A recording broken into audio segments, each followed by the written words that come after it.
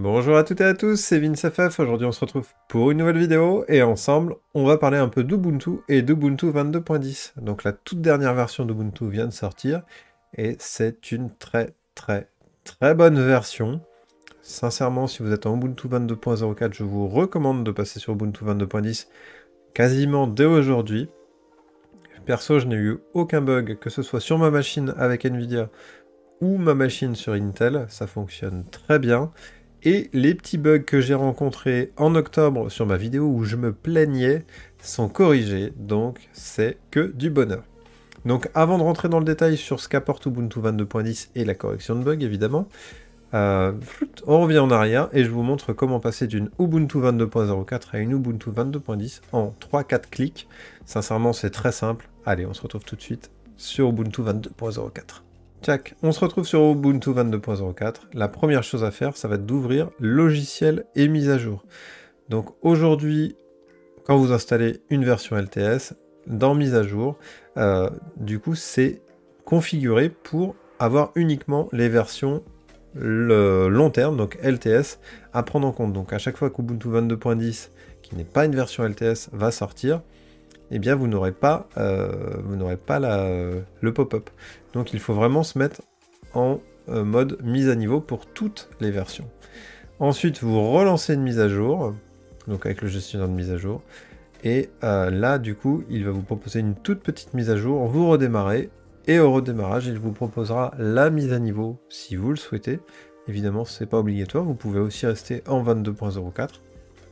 Mais bon, si on fait cette étape-là, c'est pour passer en Ubuntu 22.10. Je redémarre et on se retrouve juste après. Tchac. Donc j'ai redémarré, on relance le gestionnaire de mise à niveau, enfin de mise à jour, pardon. Et là, il va nous proposer mise à niveau. Donc voilà, cependant, Ubuntu 22.10 est maintenant disponible, vous êtes sur 22.04. Donc là, c'est en fonction de votre profil, hein. Si vous recherchez vraiment une forte stabilité, ne passez pas sur 22.10. Mais clairement, de mon point de vue, et je crois que c'est le point de vue d'OMG Ubuntu aussi, dans la plupart des cas, vous avez tout intérêt à passer sur la nouvelle version d'Ubuntu, plutôt que de rester sur l'ancienne 22.04. C'est-à-dire que vous avez une meilleure gestion du matériel avec un nouveau kernel, vous avez aussi beaucoup de bugs qui sont résolus, là où dans la version stable, bah, du coup ça met du temps avant d'être résolu. Donc franchement, pour moi, vous avez tout intérêt à basculer dès que possible. Ou en tout cas, vous attendez 1 à 2 semaines, au cas où qu'il y ait 2-3 bugs qui restent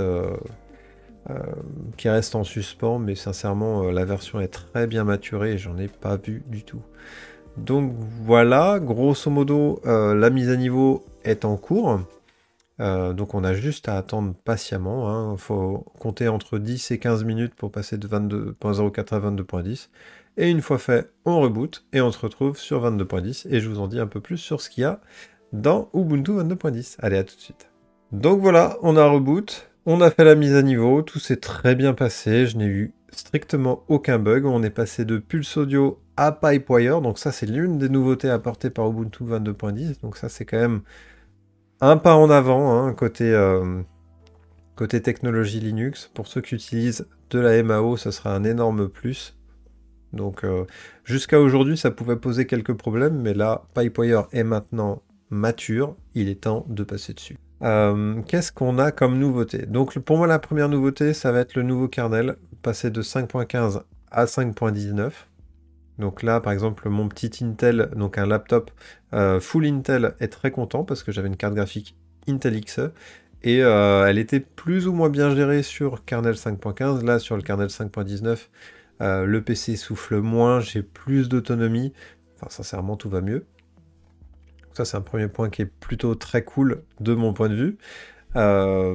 Sinon, on n'a pas énormément de mises à jour avec cette Ubuntu 22.10. Vous pouvez voir visuellement qu'on a quelques nouveaux wallpapers. Donc si je vais voir les wallpapers disponibles, eh bien on en a quelques-uns, hein. Donc on voit celui de base.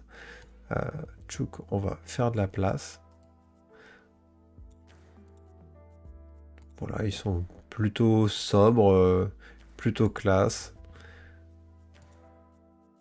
Après on aime ou on déteste, hein, mais moi j'aime bien, celui de base est pas mal. Vous pourrez remarquer du coup que ma fenêtre de gestion de paramètres a bougé en fonction de la taille de ma fenêtre. Donc c'est plutôt cool. Ça, c'est une nouveauté de GNOME 43. Parce que oui, Ubuntu 22.10 accueille GNOME 43 alors qu'il vient tout juste de sortir. C'est-à-dire que si je minimise trop ma fenêtre, et bien du coup, il prend le parti de virer la barre de gauche. Donc ça, c'est vraiment très cool. D'ailleurs, vous retrouvez exactement la même chose sur fichier. C'est-à-dire que sur fichier, si je réduis route, ça c'est vraiment très bien, c'est moderne, c'est classe. Ça fait un peu une interface un peu ce qu'on pourrait retrouver sur un smartphone, je trouve. Et en fait, j'aime bien l'idée.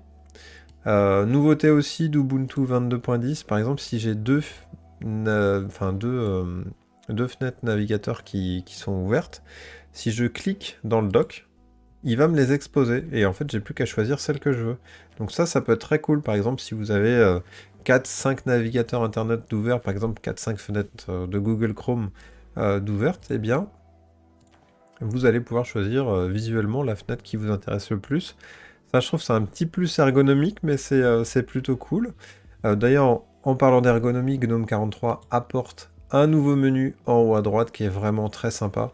Sincèrement, pour avoir ça jusqu'à aujourd'hui, moi, j'utilisais des extensions.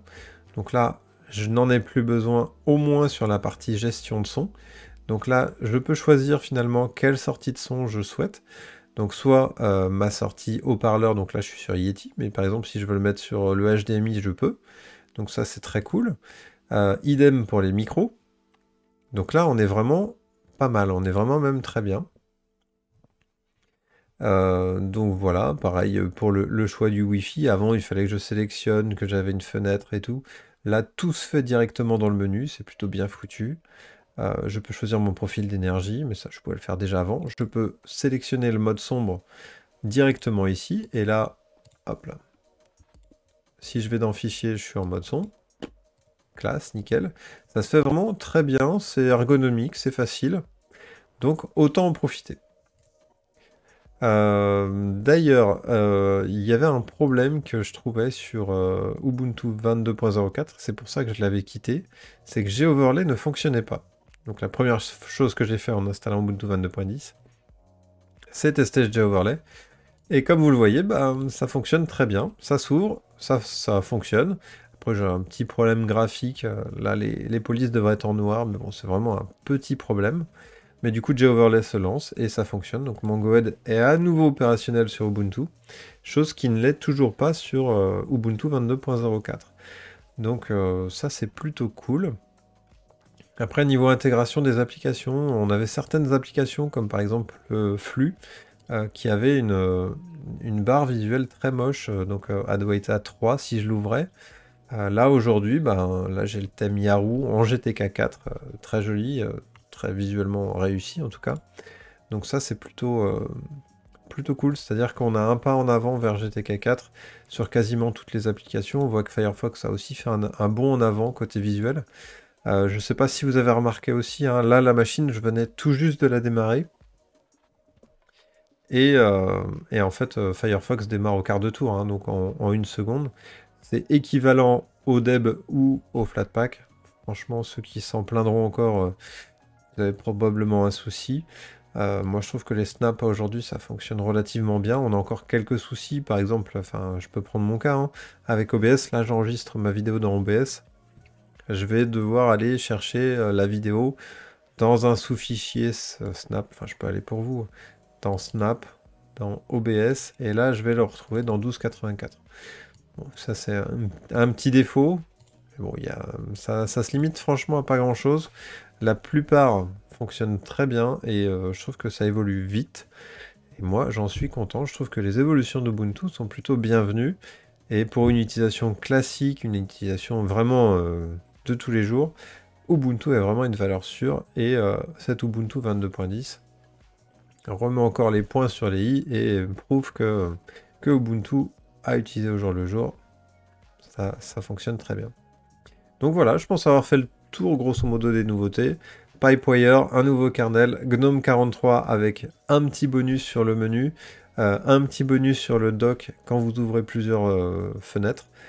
Donc c'est vraiment ultra bienvenue, un G-Overlay qui fonctionne, donc pour l'instant c'est que du bonheur, et puis bah du coup des snaps qui sont boostés par rapport à avant, donc voilà, une petite Ubuntu 22.10 qui sort et qui fonctionne très bien.